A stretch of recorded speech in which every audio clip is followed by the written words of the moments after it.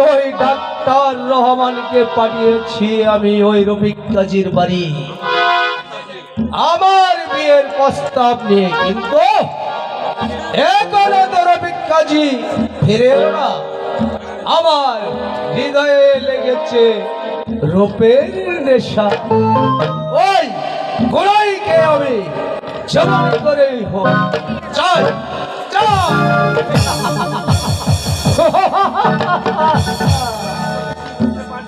আমি তো কিছুই বুঝতে পারছি না, এক ডাক্তার রহমান এখনো ফিরল না, এর কারণ কি?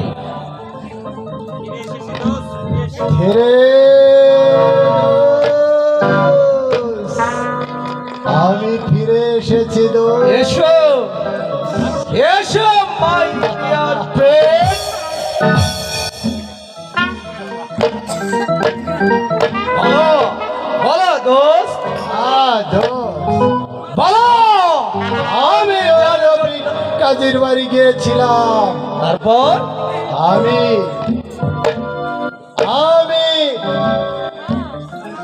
এর ডোজ আমি দিয়ে এসেছি ওই রফিক কাজীর বাড়ি। দোস্ত কি বলছো?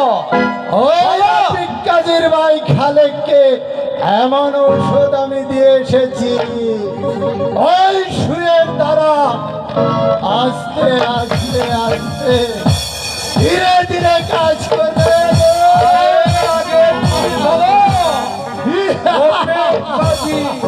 গোড়াইকে আমার কাছে শাদি দেবে? তুমি বিশ্বাস রেখো এই ডাক্তার রহমানকে, তুমি পাবে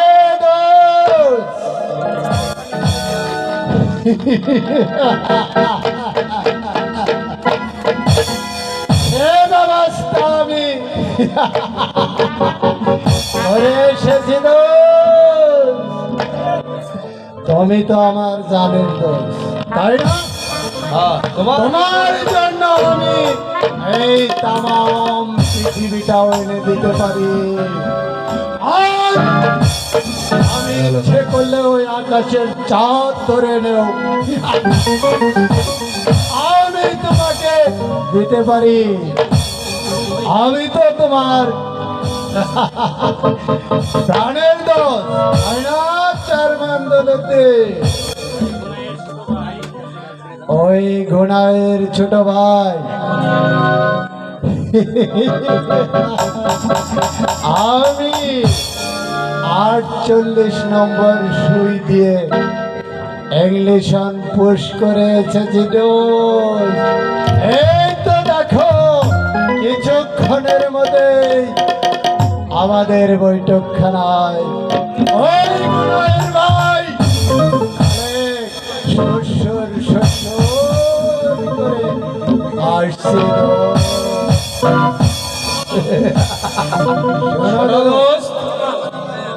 শোনো দোস্ত,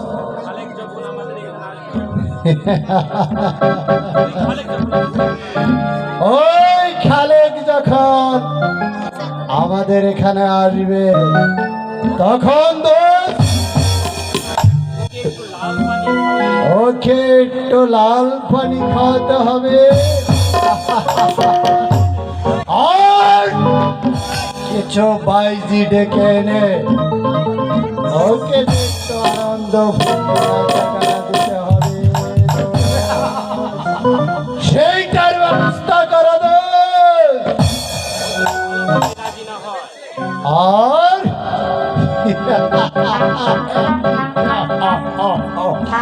ওই খালেক যদি ভালোভাবে রাজি না হয়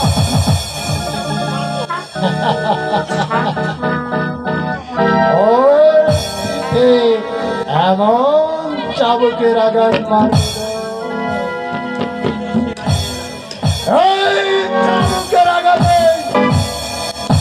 রাজি হয়ে যাবে। তো ওই তো দেখছো আমার দাওয়ায় কাজ করেছে। তো আমি এসেছি এসেছো ছোট ভাই, আমি জানি তুমি আসবে। আসো ভাই, তুমি বসো। বন্ধু বলে কথা, তুমি তো আমার ছোট ভাই, আমি তোমাকে ভাই বলেই তো আমি ডেকেছি। এই যে নাও ছোট ভাই।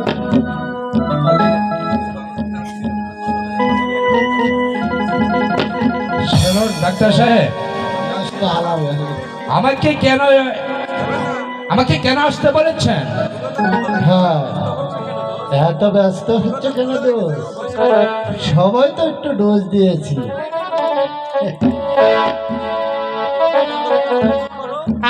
একটু আনন্দ ভর্তি করে দো। বলা যাবে। এই কে আছিস? সোরা আর বাইশ বাড়িয়ে দে।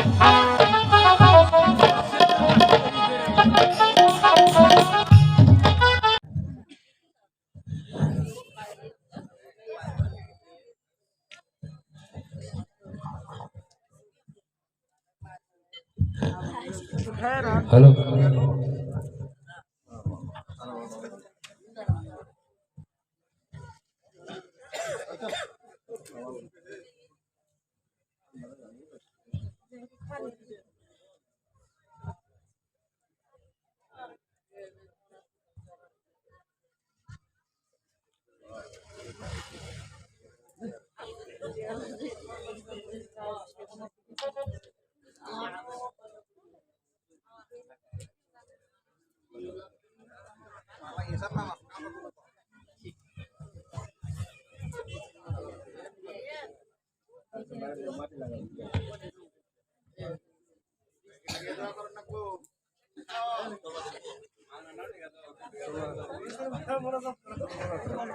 দাদা, এই না দাদা তোমার সর্ব। কি গুরু, তুই এখানে দাঁড়িয়ে রয়েছিস? দাদা, তুমি না আমার কাছে শরবত চেয়েছিলে, আমি এসে দেখি তুমি নামাজে দাঁড়িয়ে গিয়েছো, তাই তোমাকে আমি আর ডাকিনি। শরবতটা পার করো দাদা।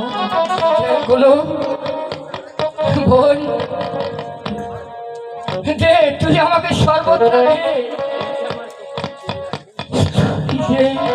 তুই যে আমায় কত খেয়াল রাখিস। বাড়ি তোমার খেয়াল আমার রাখবো না? প্রাণী পিপাসায় গন্তব্যটা ছোট্ট। আমি তোমার খেয়াল রাখবো না তো কার খেয়াল রাখবো? তুমি তো আমার পিতা, তুমি তো আমার দাদা।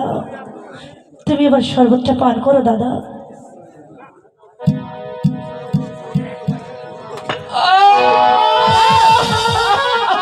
দাদা, কি কি হয়েছে দাদা? কি করো? বলো না দাদা। কি চল তুই খালে করো। কেন দাদা? আমি চলে শরবত দিয়েছি দাদা। যাচ্ছে হে, কি বলছো দাদা?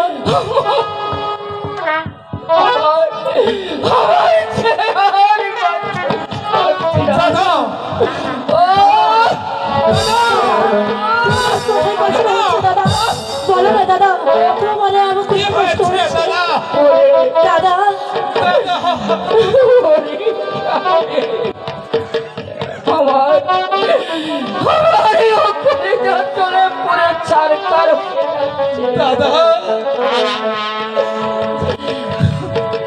দাদা, কালে আমি আর পারবো না। তুমি এমন করে বলো না দাদা। তুমি ছাড়া আমাদের আর কে আছে দাদা? দাদা, দাদা।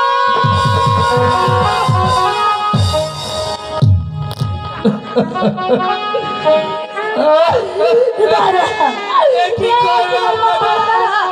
তোমার কোনো কথা হচ্ছে দাদা। একবার কথা বলো দাদা, একবার কথা বলো।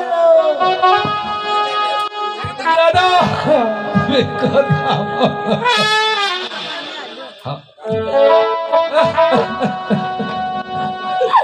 দাদা, শিশু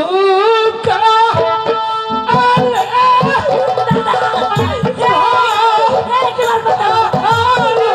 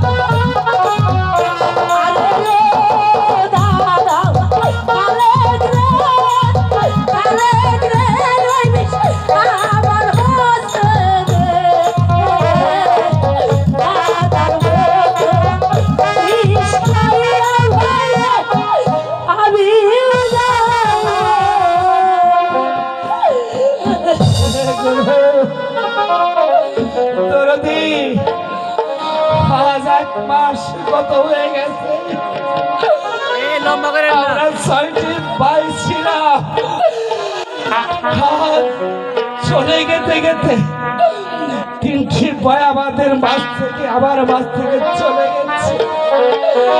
একটা মাস গত হয়ে গেছে, আমার মেজু ভাইটাও আমাকে ছেড়ে চলে গেছে। আমার মাতা হারিয়েছে, পিতা হারিয়েছে, আমার যে চোরার ভাই তাকে হারিয়েছি। সর্বশেষ আমার যে সঙ্গী, আমার যে জীবনের সঙ্গী ছিল দরদি, আমি তাকেও হারিয়ে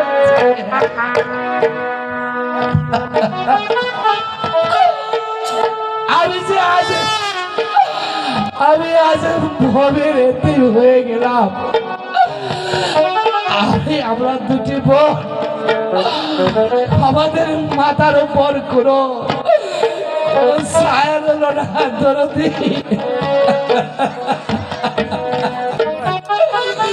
কোনো ছায়া রইল না। আমাদের সমস্ত ছায়া, আমাদের সমস্ত ছায়া সরিয়ে দিয়ে গেল।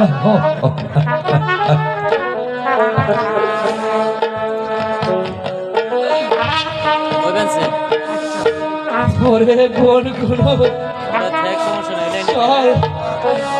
আমার ভাইয়ের সৎ কাজের ব্যবস্থা করে দিয়ে দাদা,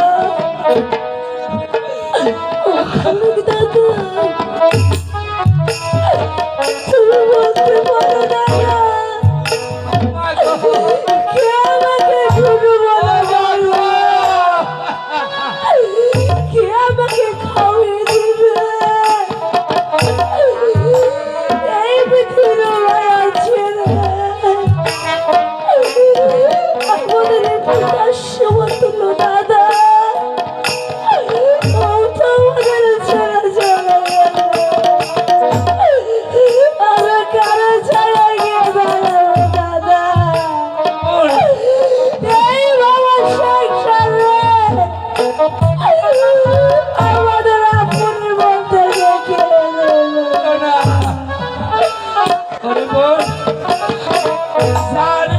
শয়তানের চক্রান্ত পরে আমি, যে শয়তানের চক্রান্ত পরে আমি আজ আমার দাদাকে, আমার প্রাণের দাদাকে আমি ওষুধ দেবে, আমি পানির সাথে গুলো দিয়েছিলাম। সেই ওষুধের বিষ জানি না, সেই ওষুধটাই বিষ আমি আসলে জানি না বোন। তবে আমি দাদার গায়ে স্পর্শ করে বলে দিতেছি, যে শয়তান আমার দাদাকে ছলনা করে আমার হাতে বিষ তুলে দিয়েছিল, তাকে আমি কোনোদিন ছাড়বো না বোন। আর বোন মনে রাখি, আমি দাদা, আমার দাদা দুঃখে তুতার সাথে আমি সেই কাজটাই করবো, আমি সেই কাজটাই করবো। ধর্মন গুলো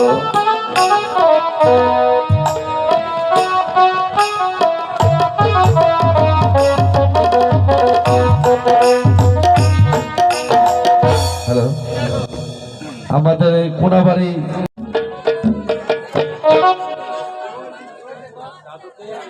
দাদুকে পাঠিয়েছি ওই রফিক কাজীর বাড়ি আমার বিবাহের প্রস্তাব নেই, কিন্তু দাদু যে এখনো ফিরছে না, এর কারণ কি? তাহলে কি গনুকে আমার সাথে বিবাহ দিবে না?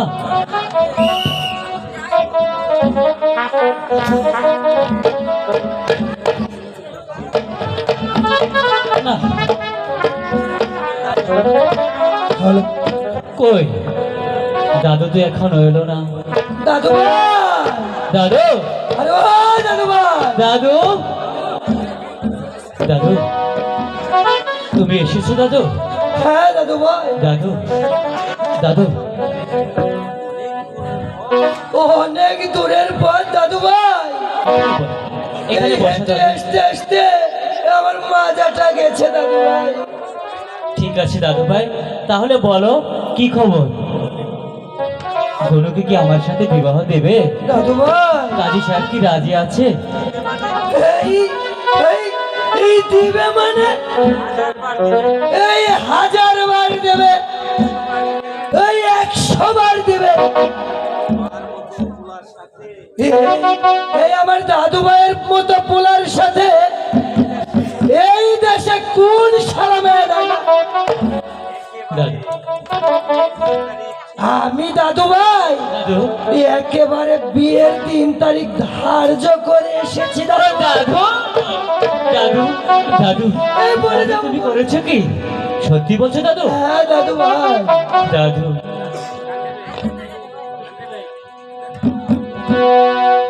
দাদু আমার দাদু ভুলেছে বরাত, আসবে গুনু আসবে বসে হবে মোলাকাত, আসবে গুনু বসে হবে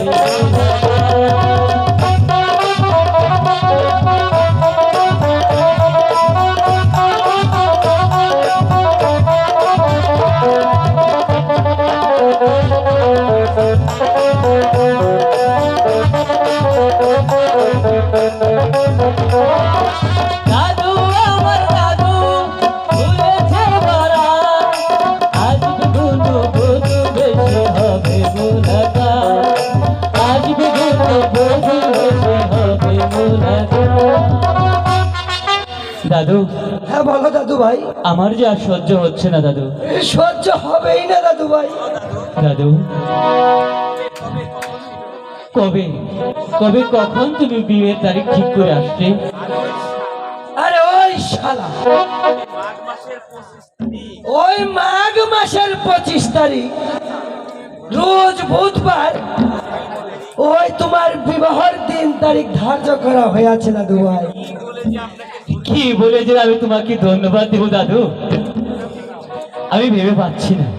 জানো দাদু, আমার যে এখন কেমন লাগছে। এই বুড়া বয়সে আমাকে আর ধন্যবাদ জানিয়ে কাম নেই দাদু ভাই। এবার ওই বউশালীকে ঘরে আনার ব্যবস্থা করো। দাদু ভাই, বিয়ের ব্যবস্থা করিব, কিন্তু আমি কোথায় পাবো টাকা? বাবা মৃত্যুর পর আমার চাচার নিকট আমাকে গচ্ছিত রেখে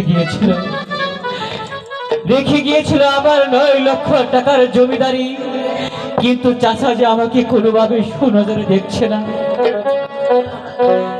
জানো তো দাদু, আমি চাচার কাছে টাকা চাইলে সে আমাকে দূর দূর করে তাড়িয়ে দেয়। টাকা তো দূরের কথা, আমার দিকে একটু সুনজরে তাকায়ও না। আমি এখন কি করব দাদু ভাই? কোথায় টাকা পাবো? কে দিবে আমাকে টাকা?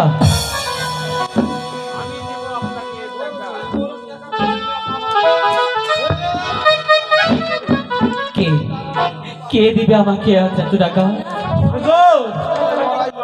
আমি দেবো আপনার টাকা। আব্দুল হামিদ, তুই কি আমার সাথে মস্কারি করতে এসেছিস? তুই এত টাকা কোথায় পাবি?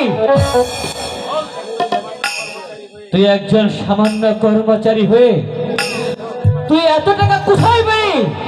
নিশ্চয় তুই চুরি করে এনেছিস। বল, নিশ্চয় তুই চুরি করে এনেছিস।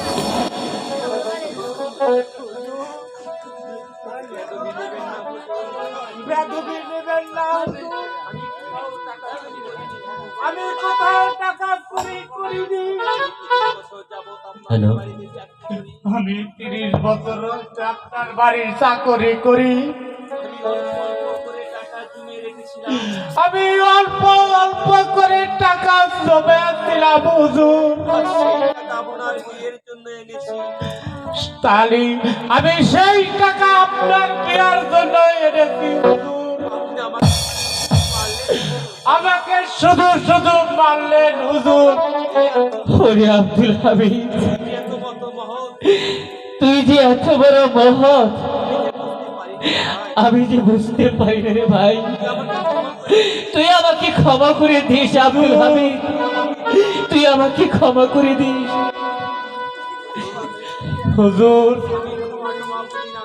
আমি ক্ষমা টমা বুঝি না, আমি কিচ্ছুই বুঝি না।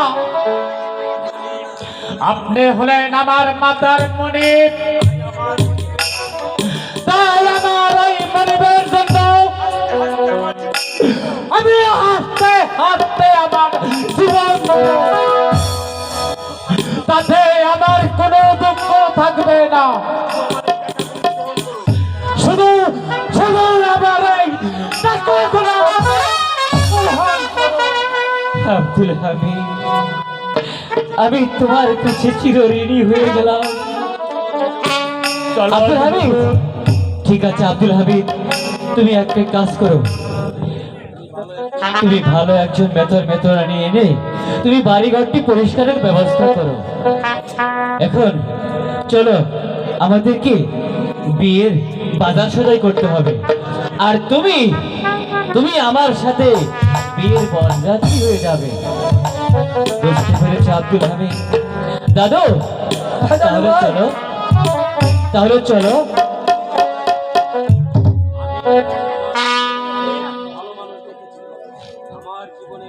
দাদু ভাই, আমার জীবনে আমি অনেক ভালো মানুষ দেখেছি, কিন্তু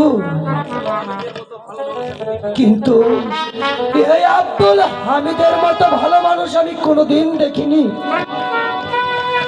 আব্দুল হামিদ, আমি আমি তোমার ব্যবহারে অনেক খুশি হলাম ভাই।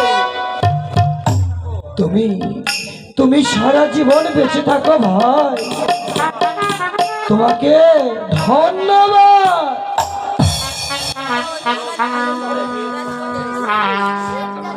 চলুন দাদু, এখন আমরা বিয়ের বাজার সদাই করে দিয়ে। তাই চলো দাদু ভাই, তাই চলো।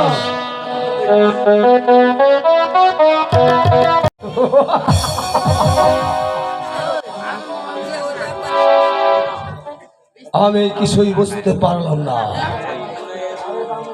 ওই গুনাহের লোক জৈবন আমাকে একেবারে পাগল করেছে। আমি যেমন করেই হোক চলে চলে, আমি ওই গুনাইকে আমার জীবন সঙ্গে চাই চাই। এখন এখন যে আমি কি করি, আমার আপন জয় আমার শত্রু প্রয়োজন হলে আমি ওই বাতিজাকে সরিয়ে দেব।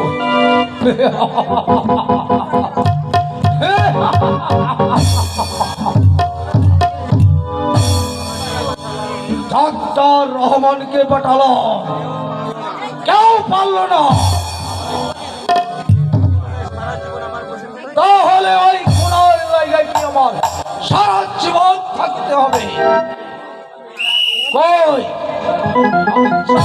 ওই গুনায় কি আমি চাই? কাকামণি, তোতা নাকি? হ্যাঁ কাকামণি, বল, তুই কি বলবি? আমাকে 50টি টাকা দরকার। টাকা টাকা দিয়ে তুই কি করবি? তুই এখনো ছোট মানুষ, তোর টাকার কোনো প্রয়োজন নেই। কাকামণি, আমার টাকার প্রয়োজন হয়েছে কাকামণি, আমার টাকা লাগবে। না, তোকে একটি কালা করে দেব না, তুই আমার সম্মুখে তোর হ। কাকামণি, আমার বাবা মৃত্যুর পূর্বে আপনাকে আমার 9 লক্ষ টাকার জমিদারি লিখে দিয়ে গেছে। আমার সুখ দুঃখে বিপদে আপদে আপনাকে দেখার কথা বলা হয়েছে, তাহলে কি আমি টাকা পাবো না কাকামণি? না, পাবে না। তুই আমার সম্মুখ থেকে দূর হয়ে যা। কাকামণি, আমার যে 50টি টাকার খুবই প্রয়োজন। তুই 50টা পয়সাও পাবে না। যখন তোর উপযুক্ত বয়স হবে তখন তোকে আমি তোর বাবার সম্পূর্ণ ফেরত দিব। এখন তোকে আমি কানা করিও দেব না। বেশ কাকামণি, আমি ঠিকই এখন শূন্য হাতে চলে যাচ্ছি, কিন্তু যাবার পূর্বে আপনাকে আমি বলে যাচ্ছি আমি আবার আসবো কাকামণি। সেদিন আমি আমার বাবার 9 লক্ষ টাকার জমিদারি আপনার কাছ থেকে ক্রয় করলাই বুঝে নিব। কাকামণি, তা না হলে আমি ওই শালগ্রামের জমিদার লাল মিয়ার পুত্র দুর্গা মিয়া না। কথাটা আপনি মনে রাখবেন। বেয়াদব কোথাকার, তুই এই নবনির্বাচিত দলের 3-4 মানের সাথে পাঞ্জা লুটে আসিস।